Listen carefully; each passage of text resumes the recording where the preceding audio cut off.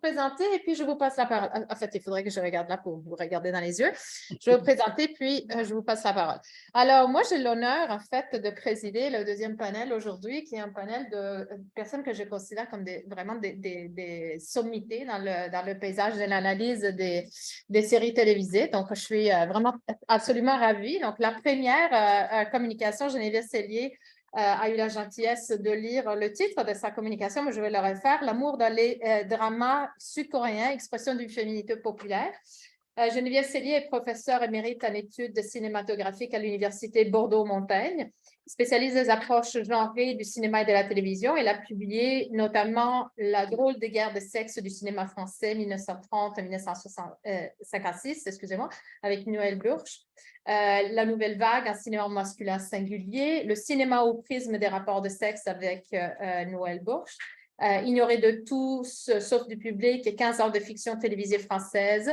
Et puis, elle vient de publier Le cinéma de Midinette, Cinémonde, ses poutines et ses poutineries. Elle anime depuis 2016 un site collectif de critique féministe du cinéma et de la télévision qui s'appelle Le genre et le cran. Geneviève, c'est à vous. Merci. Merci. Merci. Donc, bon, de manière, j'imagine, un peu inattendue, je fais un détour aujourd'hui par les séries sud-coréennes que j'ai découvertes il y a peu de temps, 1 ou 2 ans, et qui ne cessent de m'étonner. Donc, je vais vous essayer d'expliquer mon enthousiasme pour quelques-unes de ces séries. Donc, parmi les pays producteurs de séries qui ont un rayonnement international, la Corée du Sud semble encore mal connue des chercheurs et des chercheuses, alors qu'elle regroupe depuis au moins 2 décennies des cercles de plus en plus larges de fans dans le monde, majoritairement des jeunes femmes, y compris en France, où le phénomène a déjà été documenté par des sociologues à 2 reprises, il y a une dizaine d'années et tout récemment. Je vous renvoie à la bibliographie que j'ai envoyée et qui vous a été communiquée. Ces séries appelées dramas, dont la logique narrative est proche du feuilleton, appartiennent principalement au genre que les anglophones appellent romance et mettent en scène des histoires d'amour et d'amitié en contexte familial, scolaire, estudiantin ou dans l'entreprise.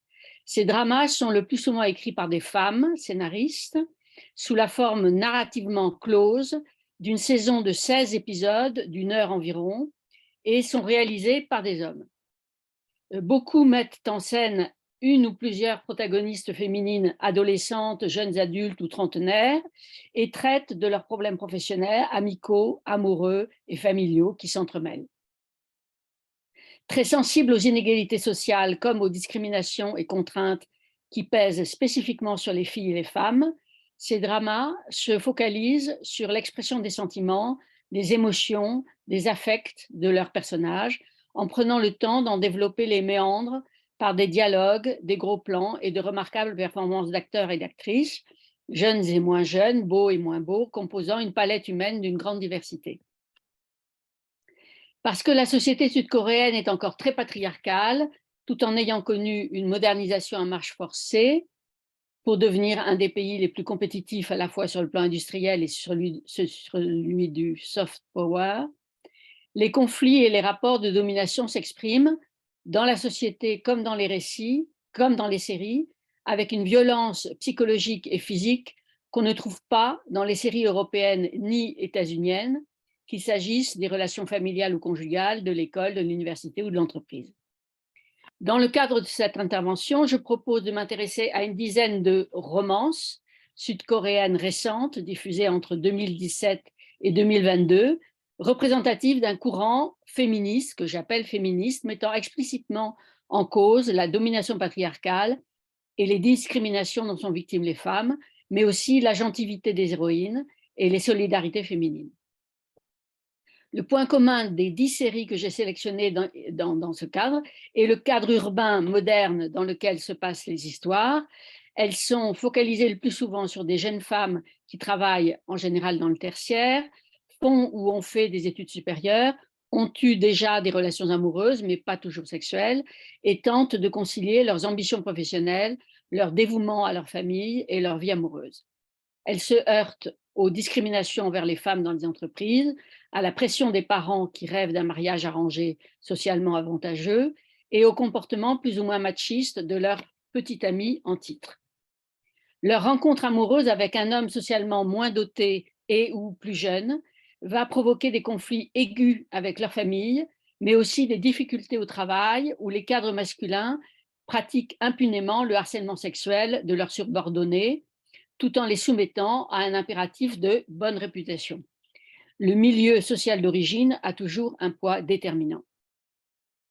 J'examinerai successivement la structure narrative de ces séries, le mode de construction des personnages féminins, le poids des figures parentales, l'importance du milieu professionnel, le caractère problématique du couple hétérosexuel et enfin la mise en scène des actrices et des acteurs et l'esthétique de ces séries. Donc, premier point, une structure narrative close. Selon Linda Williams, le mélodrame n'est pas un genre spécifique, mais la forme narrative dominante des fictions audiovisuelles populaires états-uniennes, je cite, qui cherche à révéler de manière dramatique des vérités morales et émotionnelles à travers une dialectique du pathos et de l'action. Fin de citation. C'est la même structure qu'on trouve dans les dramas sud-coréens. La clôture narrative qui les caractérise, contrairement aux séries occidentales, permet, je cite, la révélation de vérités morales et émotionnelles, fin de citation, ici au service d'un discours féministe. Par exemple, Something in the Rain, qui diffusé en 2018, met en scène une femme âgée de 35 ans, superviseuse dans une chaîne de café, où elle est réputée supporter avec bonne humeur le harcèlement des cadres masculins de l'entreprise qui forcent leurs subordonnés à participer à des soirées karaoké très arrosées. Elle vit encore dans sa famille de la classe moyenne, père récemment retraité, mère au foyer, avec un jeune frère qui fait des études scientifiques. Elle vient de se faire larguer par son petit ami, cadre dans une banque, fils d'un riche entrepreneur qui lui reproche d'être ennuyeuse. En fait, elle apprend qu'il sort avec une fille plus jeune et plus riche. Furieuse, elle fait en sorte qu'il se fasse larguer à son tour. Ignorant qu'elle est à l'origine de cette manœuvre, il veut renouer avec elle et se met à la harceler de façon de plus en plus agressive. Le jeune frère de sa meilleure amie, qui travaille dans le même immeuble qu'elle, intervient pour la protéger du harceleur et ils deviennent bientôt amoureux. Ayant retrouvé confiance en elle, elle décide de porter plainte pour harcèlement contre les cadres de son entreprise, mais la révélation de leur relation amoureuse fait scandale auprès des deux familles à cause de leurs différences d'âge.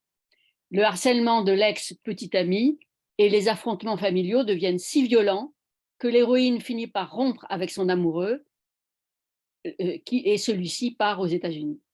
2 ans plus tard, elle a gagné son procès pour harcèlement, mais elle a été placardisée par son entreprise qu'elle finit par quitter. Son ex-amoureux revient en Corée et la rejoint dans une île où elle tient avec une amie une petite auberge pour échapper à la fois aux oppressions familiales et professionnelles. S'il y a donc un happy end, il implique la fuite des protagonistes hors du monde social. Contrairement au mélodrame classique, l'instauration d'un nouvel ordre moralement plus juste se révèle impossible sous le capitalisme patriarcal qui caractérise la Corée. On trouve le même constat pessimiste dans 3 autres séries de mon corpus.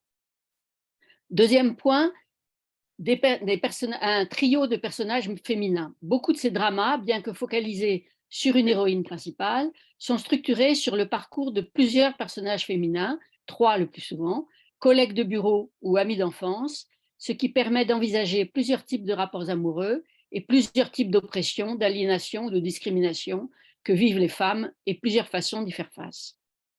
Par exemple, la série Because This Is My First Life, diffusée en 2017, met en scène 3 amies dans la trentaine, confrontées à différentes formes d'oppression liées à leur genre, exploitation, harcèlement, agression sexuelle au travail, oppression parentale, stigmatisation sociale due à une naissance hors mariage, discrimination genrée dans la famille, etc. Ce qui a des effets délétères sur leurs relations amoureuses.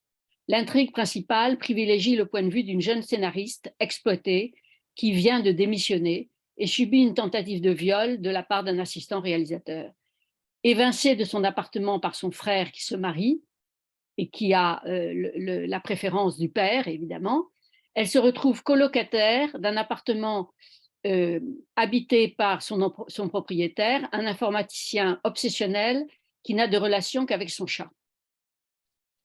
Tandis qu'elle fait divers petits boulots pour payer son loyer, il lui propose un mariage blanc pour échapper au harcèlement de sa famille, à lui. Leur relation devient de plus en plus compliquée à cause des attentes de leurs familles respectives et de la peur panique du jeune homme face à tout attachement. Ils vont passer par beaucoup de malentendus et de souffrances avant de parvenir à construire une relation amoureuse, respectueuse de l'autre. Troisième point, des figures parentales omniprésentes et oppressives. Beaucoup d'héroïnes vivent encore chez leurs parents, tant qu'elles ne sont pas mariées, même à la trentaine bien entamée. Quand elles ont un logement autonome, seul ou à plusieurs, la pression parentale s'exerce à travers l'organisation de rendez-vous en vue d'un mariage arrangé. La plupart du temps, la fréquentation d'un petit ami se fait à l'insu des parents, ou au contraire, s'il s'agit d'un bon parti idéal aux yeux des parents, il est oppressant pour l'héroïne. L'opposition générationnelle la plus forte est entre les filles qui voient leur salut dans un travail qualifié et les mères au foyer qui investissent toute leur énergie dans des stratégies matrimoniales propres à améliorer le statut économique et social de la famille. Les personnages parentaux sont définis à la fois par leur statut social, riches propriétaires d'entreprises, classe moyenne éduquée, classe pauvre, et par l'état de la famille, couple dysfonctionnel, fratrie inégalitaire, famille recomposée ou monoparentale, père ou mère veuf ou divorcé, à quoi il faut ajouter les innombrables enfants illégitimes ou adoptés, discriminés de ce fait dans la famille et dans la société. La relation amoureuse choisie par l'héroïne entre toujours en conflit avec les injonctions familiales d'un mariage socialement utile. Quatrième point, une insertion professionnelle déterminante. Le milieu professionnel est déterminant pour les personnages féminins comme facteur d'autonomie, malgré les exigences de la hiérarchie qui réduisent le temps de loisir comme un pot de chagrin, et malgré le regard intrusif que les collègues et les supérieurs masculins exercent sur elles, sans parler des soirées obligatoires où l'alcool favorise le harcèlement sexuel. La Corée du Sud détient le record de la consommation d'alcool par habitant, d'alcool fort par habitant. Les intrigues explorent les milieux les plus divers. Un musée d'art contemporain, une start-up du web, une chaîne de café, une banque, une société productrice de séries, une entreprise de stylisme de mode, une bibliothèque municipale, une société d'édition, une clinique de dermatologie, une équipe nationale d'escrime.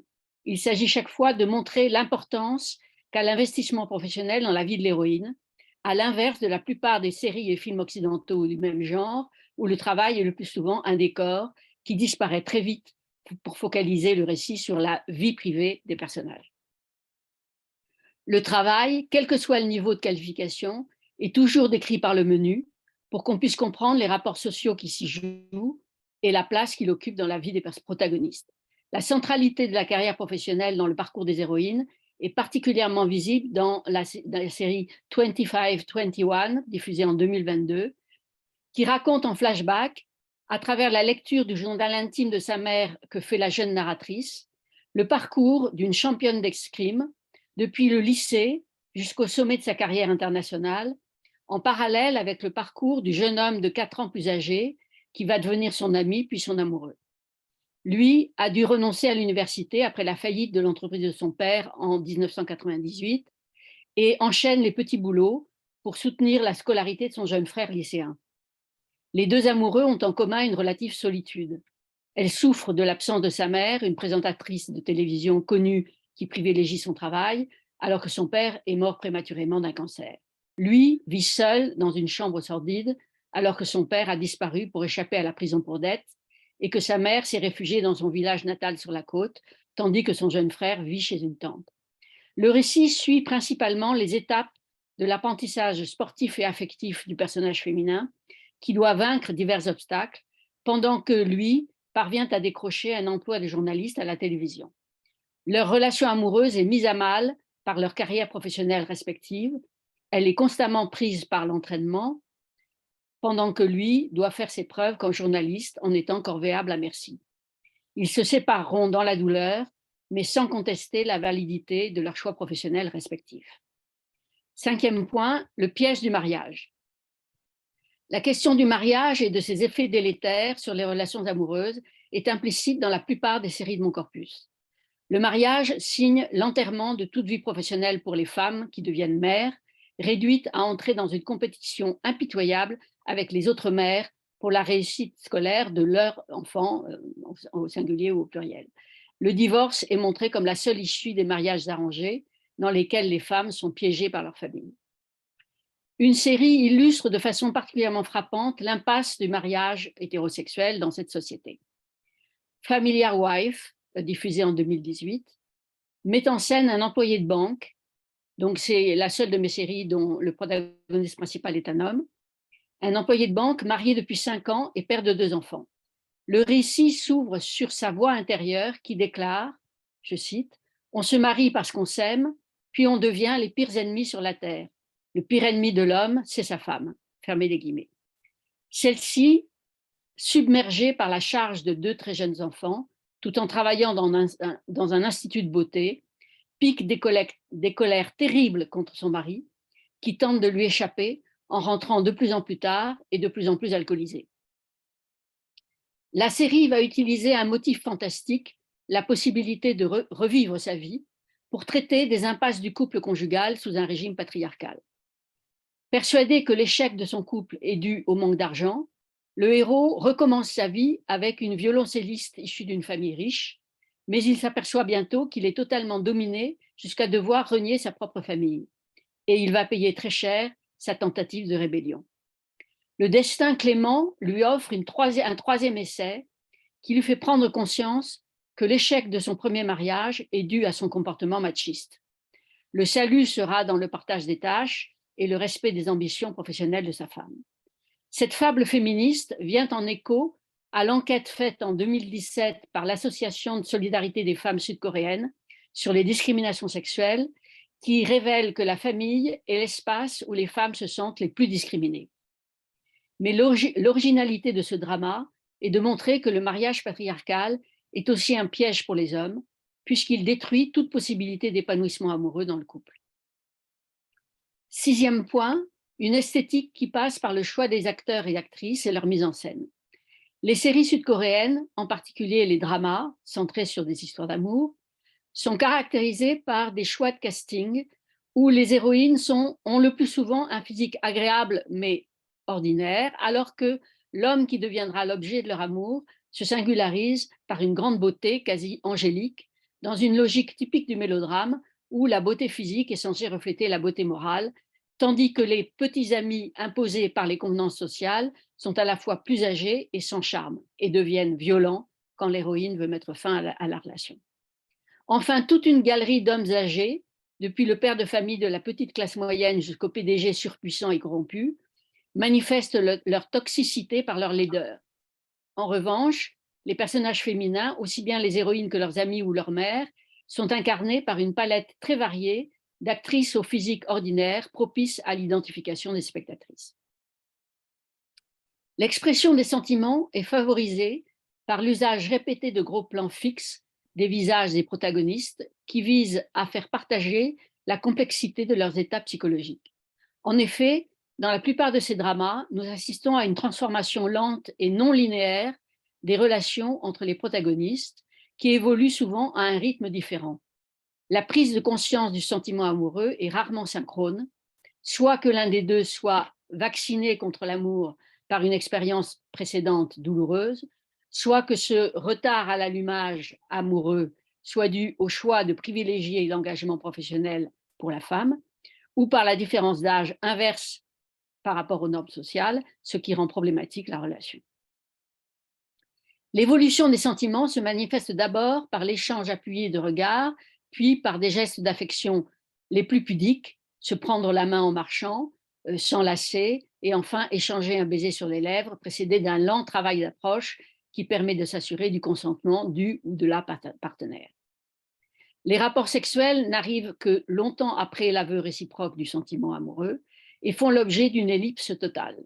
Tout au plus verrons-nous les deux protagonistes dans le même lit, mais rarement nus. Cette pudeur extrême dans la représentation des rapports sexuels, qui bien sûr a un rapport avec la culture coréenne, mise en valeur par les gros plans et les échanges de regards,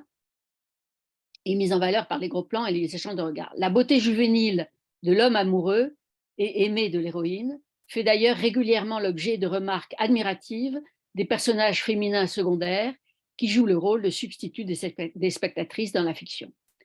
Mais il ne s'agit pas d'un plaisir strictement scopophilique qui fétichiserait les visages et les corps masculins, dans la mesure où c'est la réciprocité des sentiments et des désirs entre l'héroïne et son amoureux qui est mise en scène. Réciprocité qui se marque aussi par l'importance des dialogues où chacun et chacune tente d'expliquer à l'autre la nature de ses sentiments.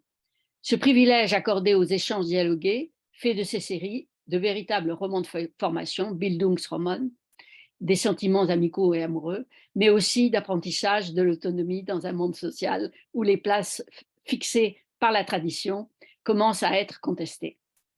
Donc, en conclusion, je dirais que pour des raisons qui tiennent à la fois aux spécificités du système patriarcal coréen et à la division du travail dans la production audiovisuelle, où c'est les femmes qui écrivent les séries, la Corée offre avec ses dramas un type de fiction qui s'adresse majoritairement à un public féminin, d'abord localement, puis à l'échelle internationale.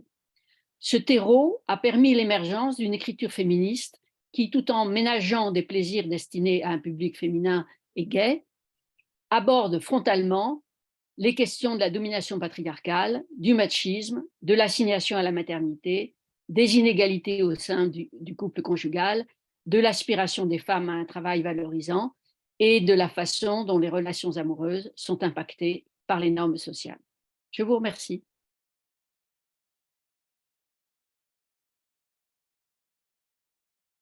Merci beaucoup, Geneviève. Merci pour cette communication très riche qui ouvre vraiment sur un monde qui était moins représenté aussi, un monde créatif moins représenté dans les communications précédentes. Je passe donc sans hésitation la parole à notre prochaine présentatrice, qui est Julie Lavigne, qui est historienne de l'art et professeure titulaire au département de sexologie de l'UQAM, mais aussi directrice des programmes de premier cycle en sexologie. Elle est membre du Réseau québécois en études féministes, de l'Institut d'études et recherches féministes, dont elle a été aussi co-directrice à la recherche. Ses recherches portent sur l'art contemporain féministe, la représentation de la sexualité en art visuel, dans les téléséries et dans la pornographie féministe et queer. Elle s'intéresse depuis peu à l'analyse des scripts sexuels dans les mangas et animés japonais et sa représentation d'aujourd'hui a le titre,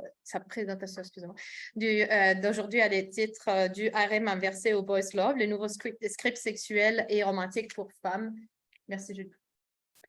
Merci Chiara. Donc, je vais dire la même chose que ma collègue Stéphanie, c'est un début de chantier, donc soyez indulgents. Donc, vous allez avoir des belles images. Regardez les images au pire. Donc, rapidement, je vais vous présenter le contexte de l'étude, pourquoi les animer. Je vais dire quelques mots sur la méthodologie et je vais insister sur 2 scripts que je considère novateurs par rapport à ce qu'on voit en Amérique du Nord. Donc, je ne sais pas comment je peux, parce que... La petite barre, exact. Donc, je vais essayer de... Donc, le contexte de cette présentation, ça s'inscrit en fait dans un projet que je mène avec Anne-Martine, qui est ici, qui va présenter juste après moi, et Isabelle Boisclair sur la représentation de la sexualité des femmes dans les objets culturels contemporains. On regarde notamment l'évolution des femmes dans les scripts sexuels. Donc, on a 2 objectifs. Donc, recenser les nouveaux scripts genrés dans la littérature, les séries télé et la pornographie féministe et queer, et faire des études de cas, de séries, de récits ou de films plus novateurs. Donc, c'est financé par le CRSH, parce qu'il faut le dire. Pourquoi les animés? Ben, en fait, les animés, c'est des séries télé aussi. Et c'est parmi les séries télévisées les plus regardées sur Netflix. C'est l'arrivée potentielle, c'est l'arrivée massive de nouveaux scripts potentiellement novateurs parce que ça nous arrive du Japon et que j'avais beaucoup d'espoir. Oui, certaines curiosités. Le public cible, évidemment, c'est les adolescents, même si, bon, il y a certains parents cringe, comme dirait mon fils, qui en écoutent. Et c'est à la période de la vie où les scripts sexuels ou les scripts amoureux ont le plus d'impact, puisque les jeunes ont moins l'expérience pour faire le tri. Donc, ils ont une multitude de représentations et peut-être un peu moins d'expérience pour faire le tri, pour arriver à se faire une idée. Donc, juste quelques statistiques. La demande mondiale de contenu pour les animés a augmenté de 118 % de 2020 à 2022. Donc, la moitié des la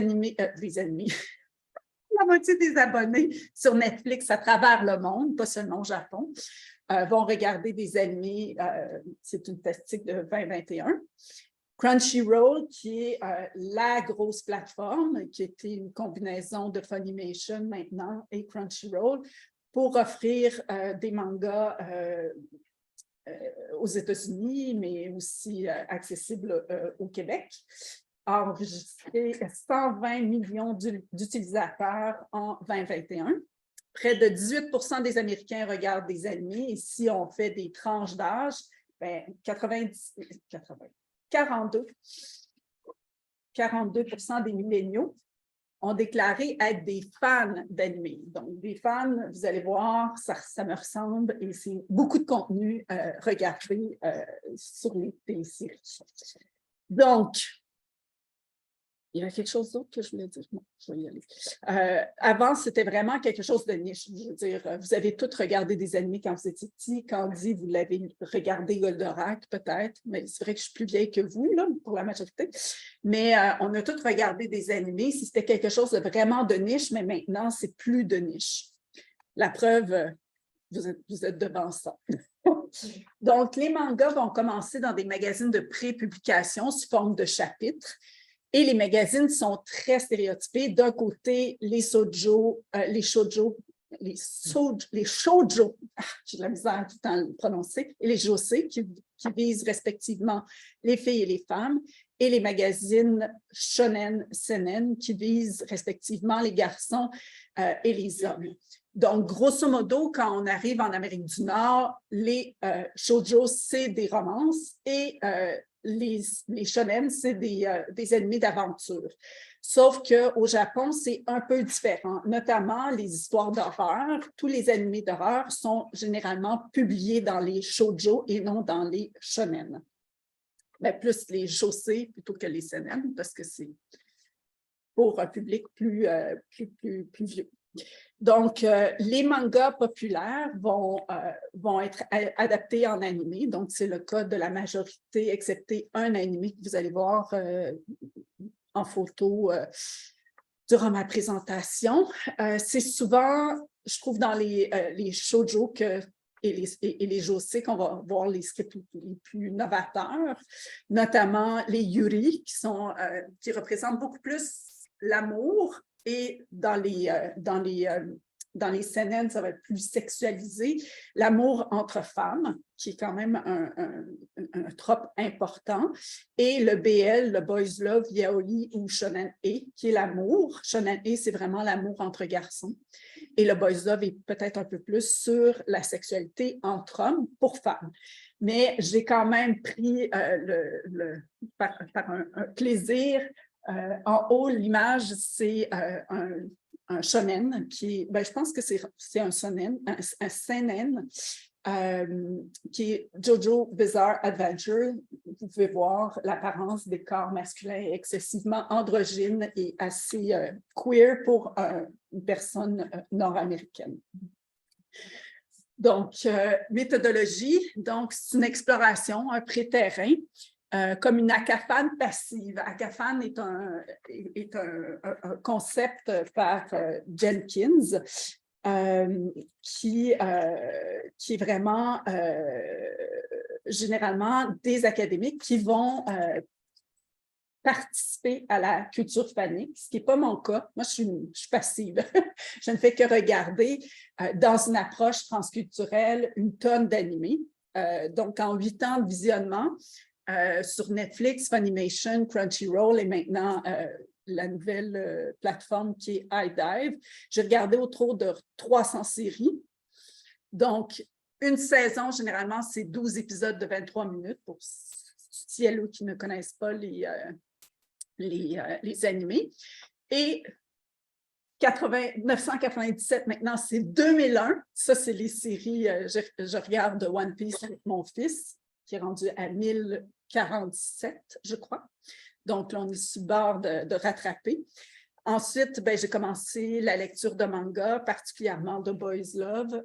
Et donc, je suis dans la phase de repérage de scripts hétérosexuels ou sexuels genrés novateurs. Donc, bien évidemment, à partir des travaux que j'ai faits sur les téléséries, mais surtout sur la porno féministe queer, c'est un peu de voir est-ce qu'il y a des différences.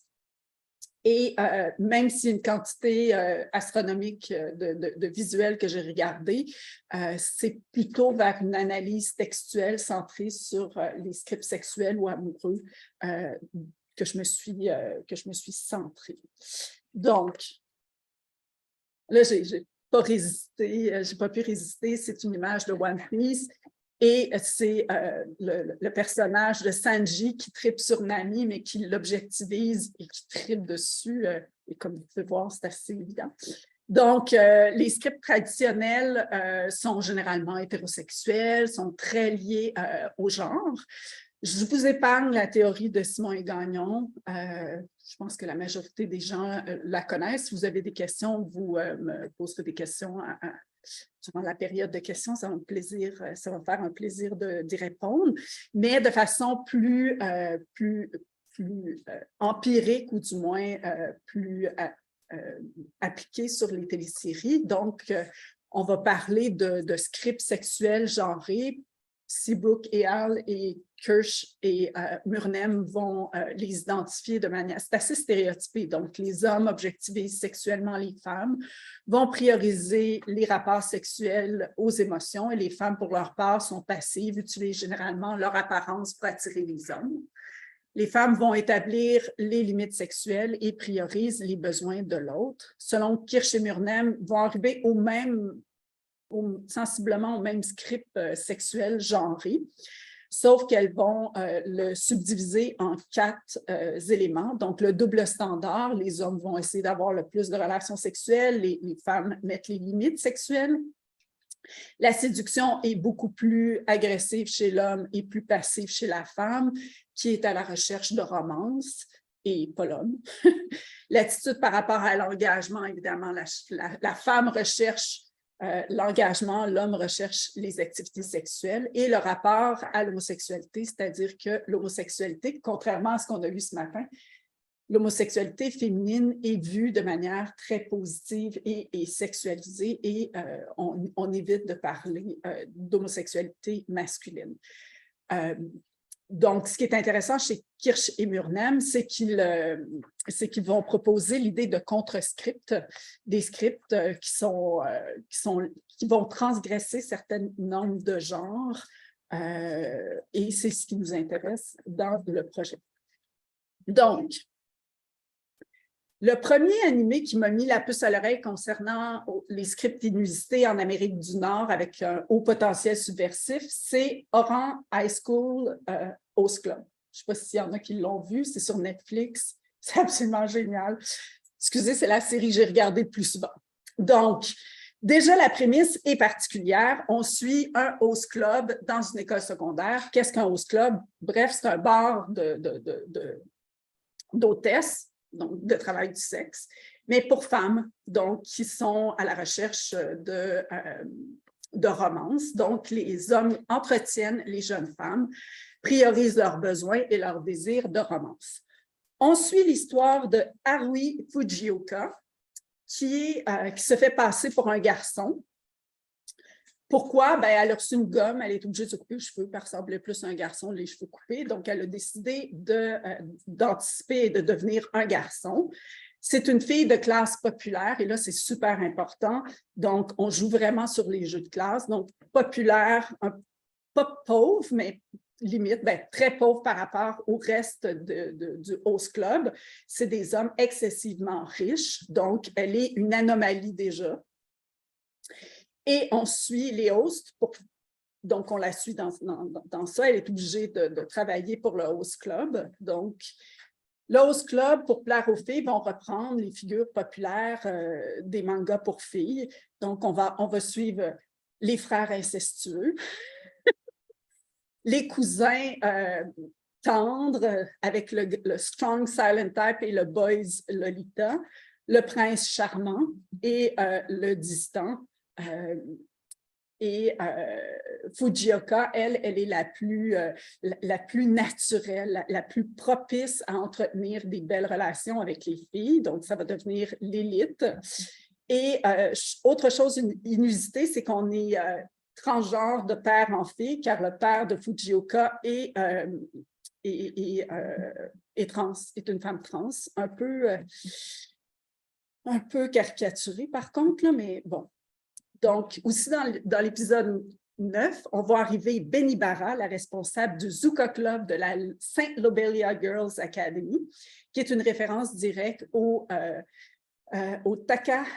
Takarazuka, un troupe de théâtre musical entièrement composé de femmes.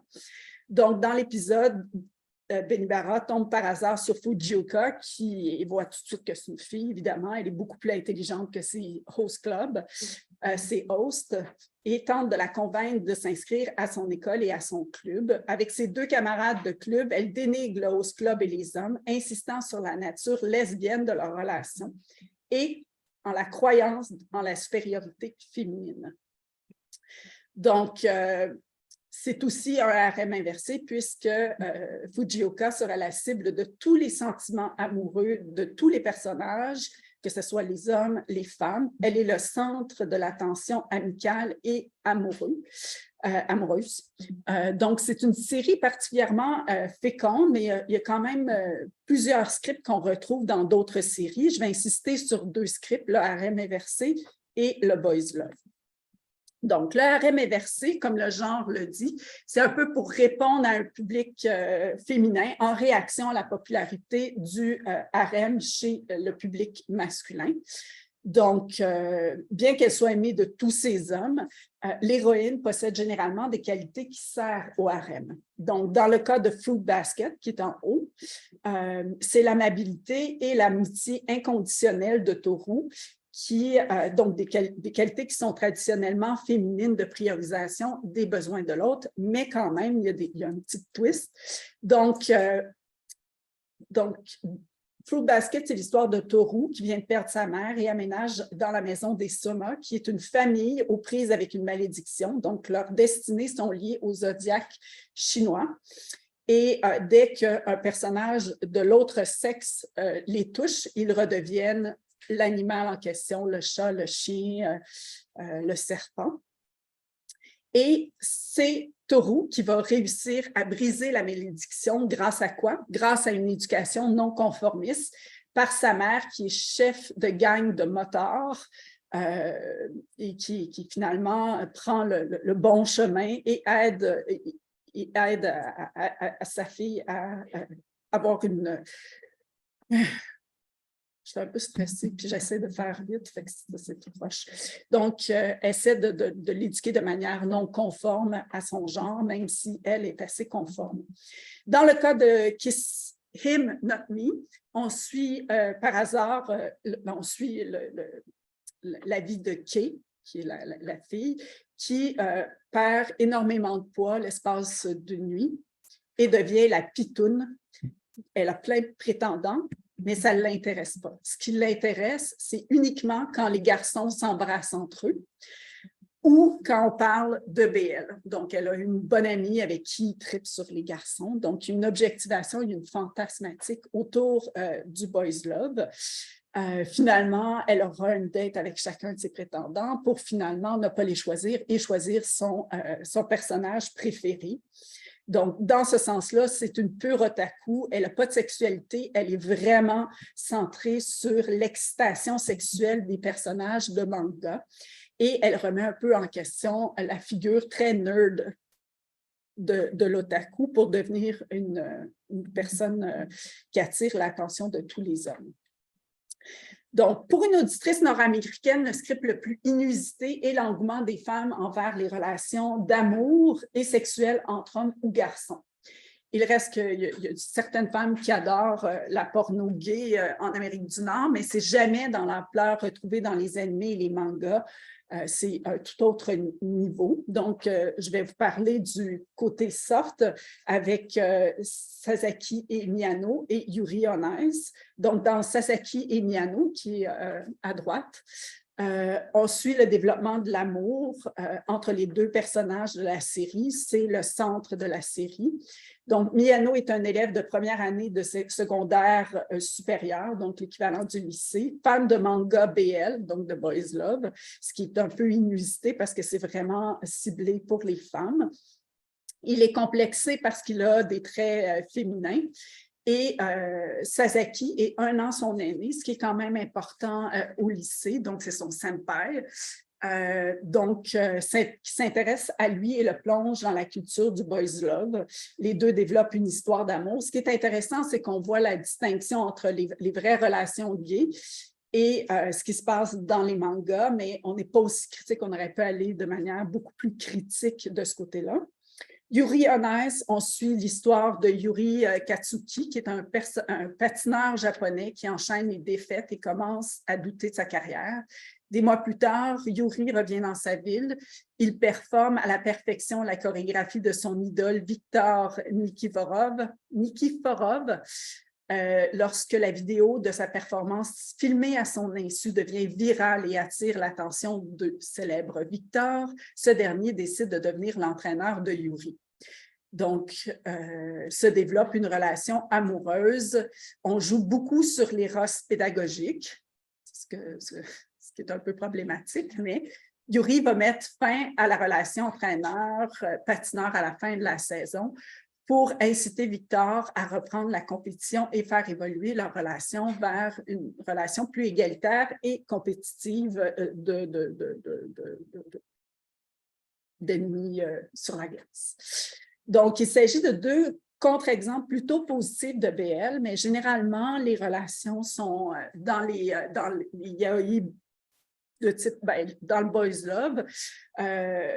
Dans ces 2 exemples, la sexualité est beaucoup plus présente, quoique non explicite. C'est beaucoup plus explicite quand on va vers les webtoons ou vers des mangas papier. Mais ce n'est pas aussi chaste et aussi consensuel que dans les 2 précédents. Donc, on a ici, je vais vous laisser les titres japonais, mais I'm being harassed by the sexiest man of the year et l'autre, c'est The Greatest First Love.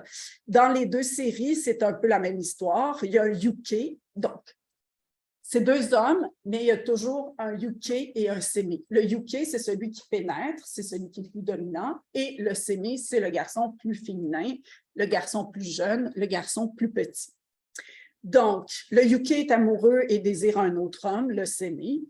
Il l'aime, le semi va l'aimer, mais il ne sait pas encore qu'il l'aime, il ne sait pas encore lui-même qu'est-ce qu'il éprouve, ou il a peur d'être blessé à nouveau. Donc, et le yuke, à force de revenir à la charge en faisant du chantage direct, du harcèlement, le yuke arrive à avoir des relations sexuelles et le semi va tomber amoureux. Donc, c'est un scénario que vous connaissez, c'est assez classique. Mais je rappelle ici, que c'est écrit par des femmes pour des femmes. Donc, les scripts novateurs que j'ai pu recenser ou dont je vous ai parlé, les femmes vont objectiver autant les hommes que les hommes vont objectiver les femmes, soit entre personnages ou la créatrice elle-même. Le female gaze est tout aussi présent, donc les femmes vont mettre en scène des hommes qu'elles objectifient. Les harems inversés, les hommes priorisent les besoins du personnage féminin, même si ces personnages ont des caractéristiques toujours un peu féminines. Toru est lié au care, qui est à la beauté, mais toujours avec une twist.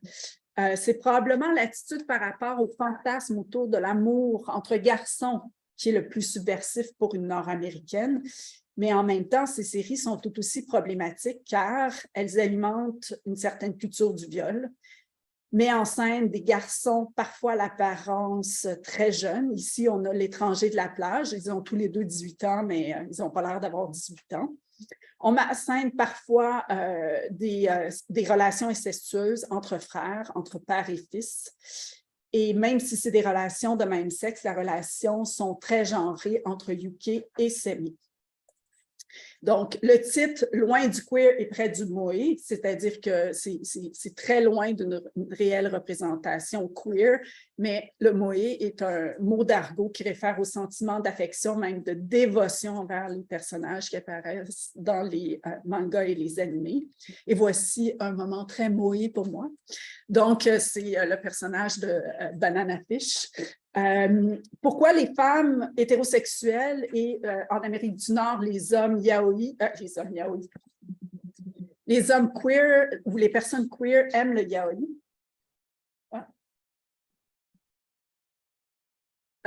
C'est un peu ma conclusion. Je ne sais pas trop, mais je vous donne quelques pistes et si vous avez des idées, vous me le direz. Donc, le désir d'objectivation du corps de l'homme, contrairement à la société dans laquelle les Japonaises se trouvent, mais aussi les Nord-Américaines se trouvent. La relation de même sexe semble a priori plus égalitaire. Il n'y a rien de plus beau que l'amour entre garçons. On va le retrouver souvent dans les animés, même plus mainstream. La distance est beaucoup plus confortable puisque c'est deux garçons pour expérimenter la sexualité et comme tous, on est éduqués à érotiser les relations de pouvoir et dans ce cas-ci, quand on met en scène deux garçons, ben, la relation est moins stressante. Donc, voici, c'était ma conclusion.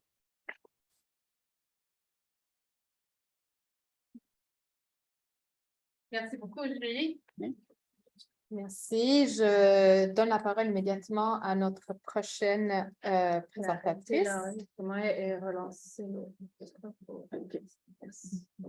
Qui est Anne-Martine Parent, professeure titulaire en études littéraires au département